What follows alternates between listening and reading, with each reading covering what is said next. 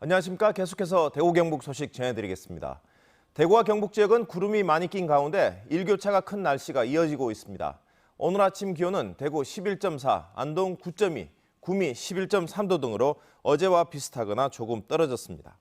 낮 최고 기온은 대구 21도 등 19도에서 22도의 분포로 어제와 비슷하겠습니다. 대구 부동산 시장이 심상치 않습니다. 매매 시장은 침체되고 분양 시장은 호조를 보이는 등 양극화 현상이 심화되고 있는데요. 신중한 접근이 필요해 보입니다. 이상원 기자가 보도합니다. 올 들어 지난 8월까지 대구에서 거래된 아파트 월 평균 매매 건수는 1,500여 건. 최근 10년 동안 같은 기간 거래 건수로는 가장 적었습니다. 올해부터 3년 동안 예정된 입주 물량이 6만 8천 가구에 이르는 등 과잉 공급에 대한 부담과 경기 침체가 주요 원인으로 분석되고 있습니다. 전체적인 경기 하락 부분이 제일 큰 것 같습니다. 그 근로자들이라든가 주택 수요 가능한 부분들이 소득이 줄고 있다는 겁니다. 거기에 따라서 소비 심리가 주택에도 영향을 미친다고 보고 있습니다. 반면 분양권 시장은 수년째 활황세가 올해도 계속되고 있습니다.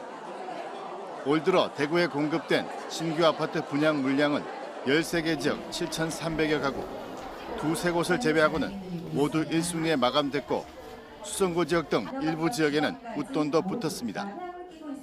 최근 수년 동안 이어지고 있는 분양 성공에 대한 기대 심리와 최근 발표된 정부 정책도 영향을 주고 있는 것으로 보입니다.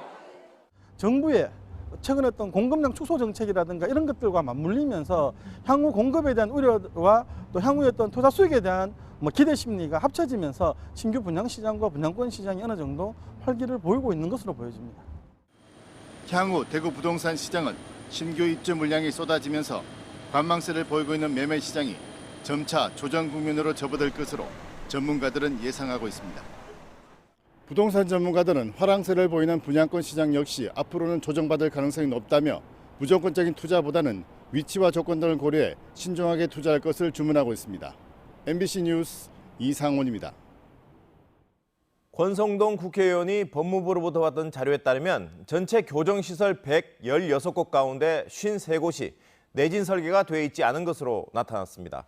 특히 경주 지진의 원인인 양산 단층의 영향권에 있는 18곳의 교정시설은 무려 70%가 넘는 13곳이 내진 설계가 적용 안 됐습니다. 교정시설은 폐쇄된 공간으로 지진이 나면 인명피해가 많이 발생할 수 있는 데다 수용자의 탈옥 등이 발생할 수 있어 대책 마련이 필요합니다. 경북소방본부가 지난 2013년부터 지난해까지 농기계 안전사고를 분석한 결과 10월에 농기계로 인한 사망자 수가 6명으로 가장 많았습니다. 연령별로는 주로 70대 이상 고령자 사망사고가 전체의 60%를 차지했습니다.